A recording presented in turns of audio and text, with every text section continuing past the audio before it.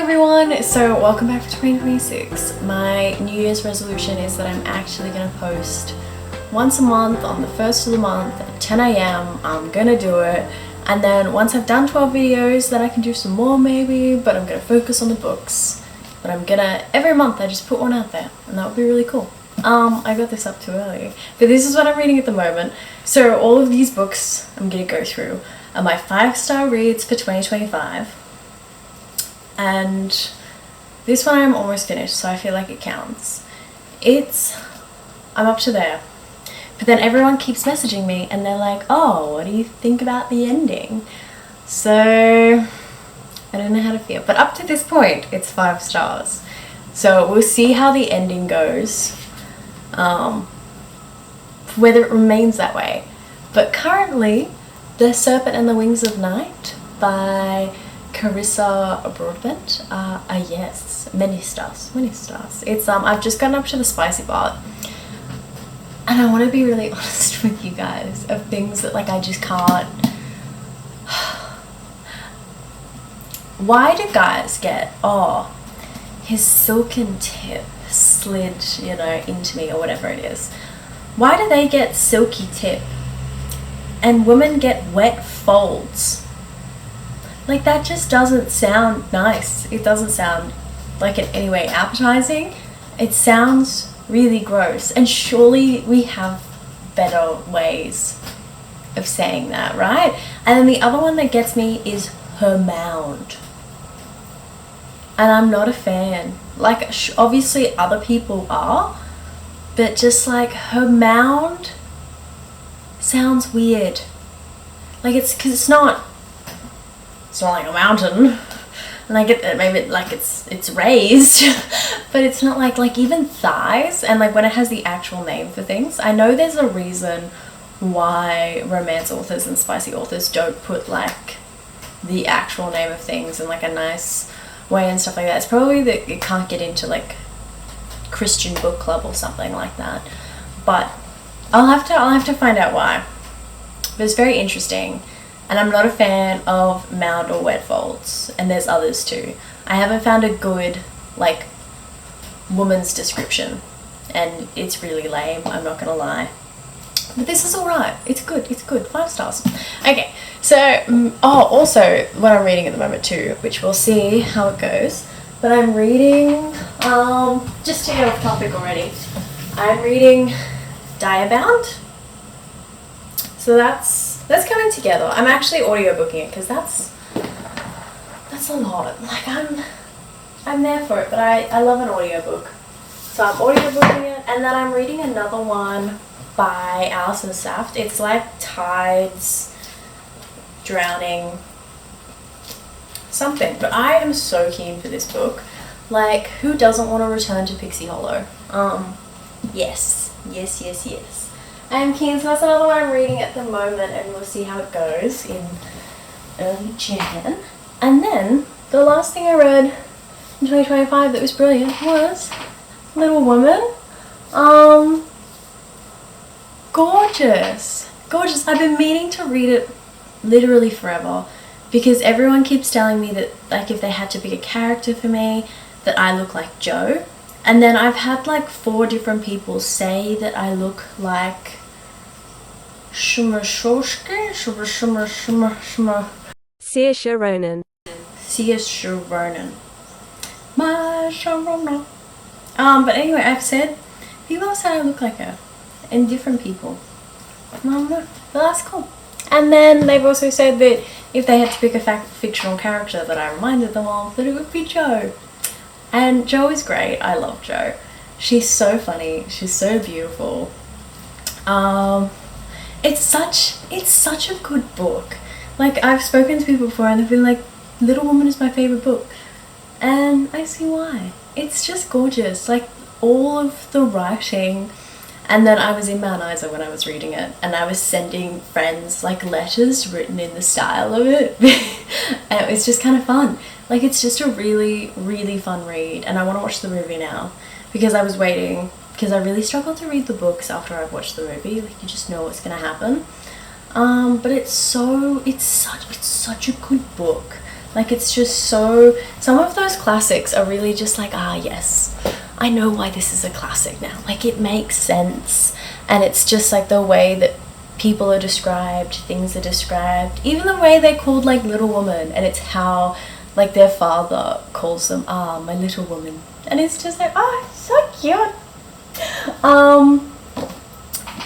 My next 5-star read was, it wasn't this one, but it was another Emily Henry one. It was one about books, and I love it. Book lover? Book. What's it called? I have this here just as a reminder. Other titles: Funny Story, Happy Place, Book Lovers. That was my favourite book. I read that super early on. No, I read it again. That was the thing. I read it twice this year because I loved it so much. I was trying to figure out what I was doing in my head with that. But no, I read twice. Book Lovers. See, there's all the books. And yeah, Book Lovers. It was so... Oh, I loved it. I loved it. I was sick of having... Like, I read it in a breakup. And I was just like... I don't know, it was exactly what I needed to read. Of like, no, this is the kind of guy I want. You know, who's just like kind of city, but kind of not. And then he's just like nice. And I don't know, it gave me the feels, and I like it. It's a really, really cute book, and I'm like, I want to read all of Emily Henry's now. This tale is here to remind me of a book that I read on Audible. That is The Mermaid, the Witch and the Sea. I knew it was something like that. I was definitely going to get them in the wrong order. By Maggie Tuckerhall.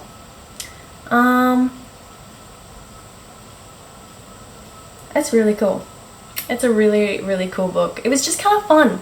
It's just another fun one. I've been reading so many siren books to try and find a comp title. And I think that one's a good comp title, which I was so happy. I was just reading everything, and that one's got like such a cute... like some fluffy friendships in there, and then some like interesting plot points, and then the main one that's like the biggest comp title that I found, that I am so happy I found, and a few other people suggested it to me, like this Bookstagrammer. He's absolutely amazing. Go check that out. I want to read literally everything that she reads. But she recommended In the Veins of the Drowning by Kellie Cassidy, and it's perfect. It's got these sirens, but it's the old like actual mythology around sirens where they have the wings. That's not my book, but the powers are somewhat similar, and like the characters and like traveling around and being in this whole fantasy world. And it was just the most, like, it's not like, because my story isn't a Little Mermaid retelling or anything like that, and neither is this. And so it was just so good. Like, it was just, this is perfect. Like, if I had to think of what I wanted my book to be and even look like, how gorgeous is this cover? Like, all the other siren sort of covers I'd seen, I'm not a big fan.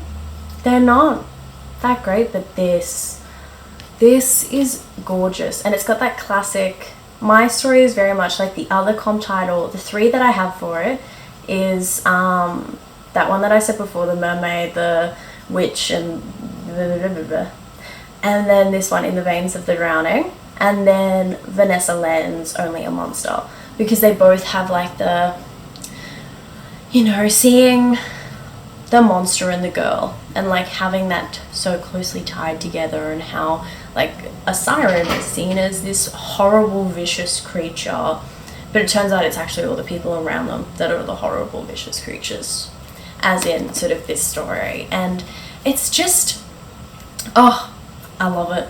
I love women as monsters, and like that sort of like perspective and look on things, and like how they're mistreated but then like get out of their shackles and attack everything, and I love it.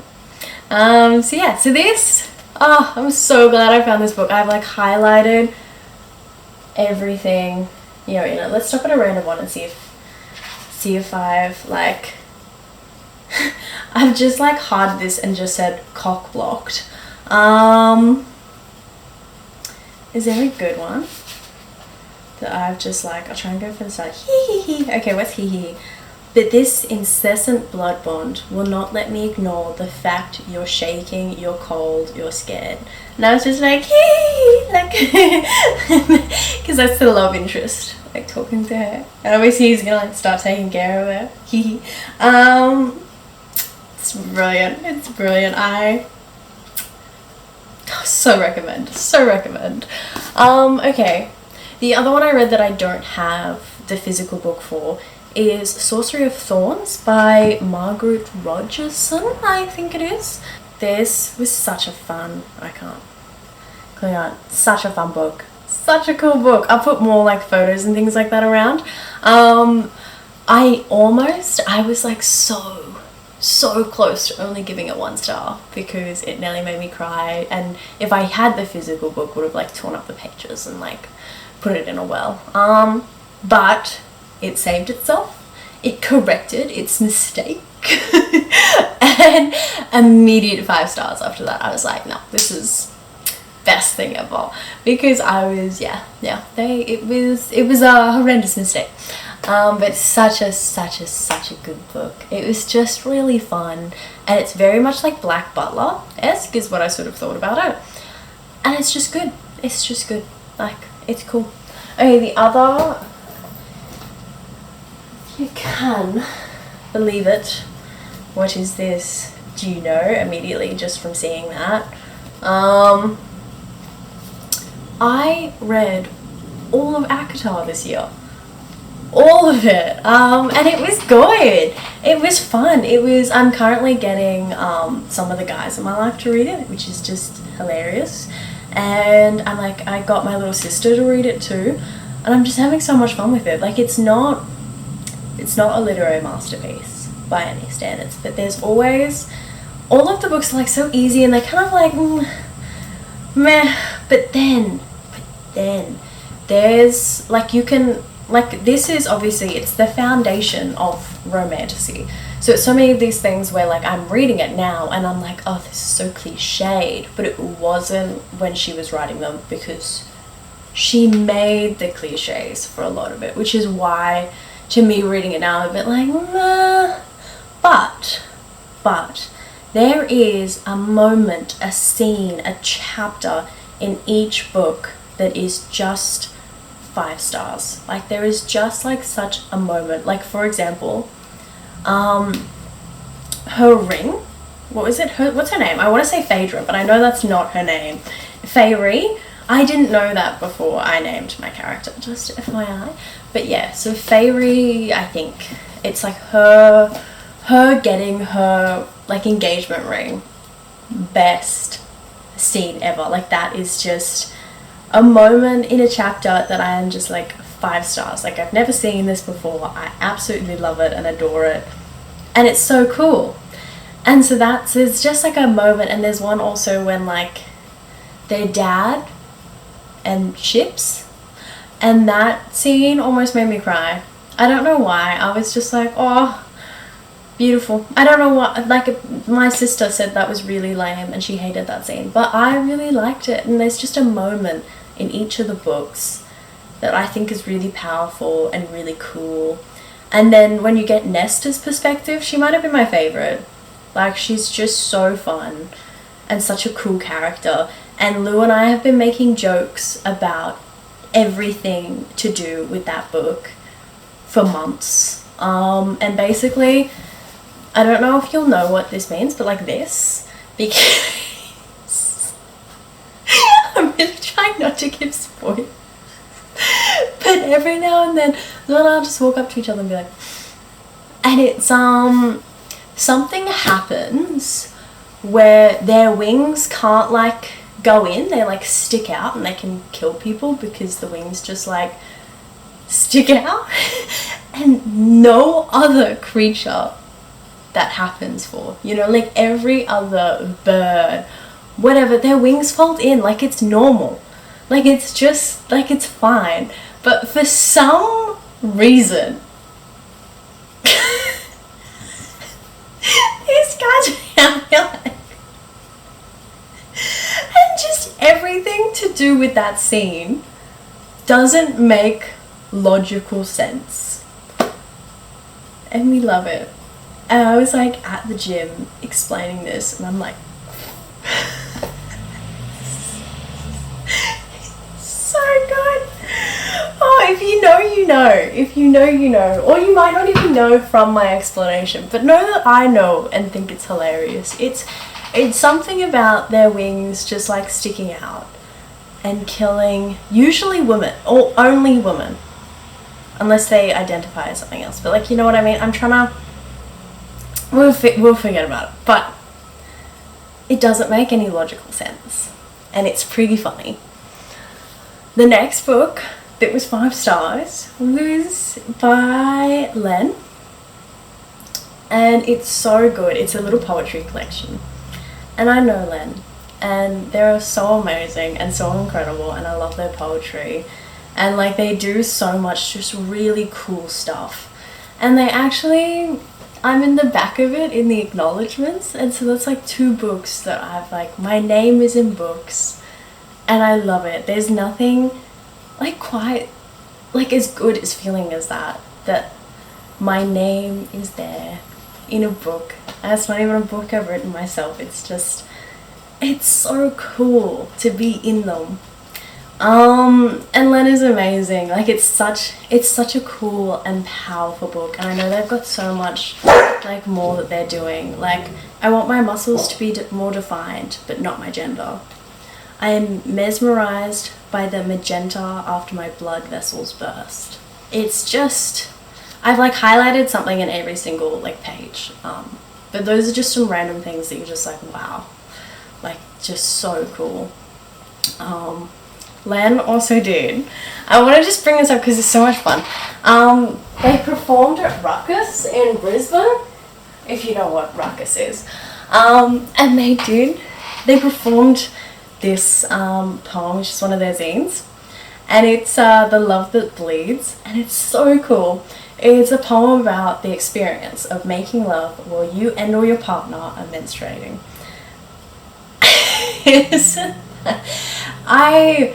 You know what?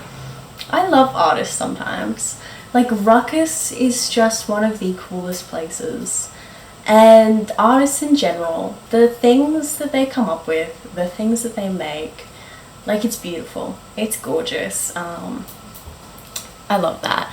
And so Len's been doing some really, really cool things. And my next book is The 7 Husbands of Evelyn Hugo. And I have been meaning to read this for so long.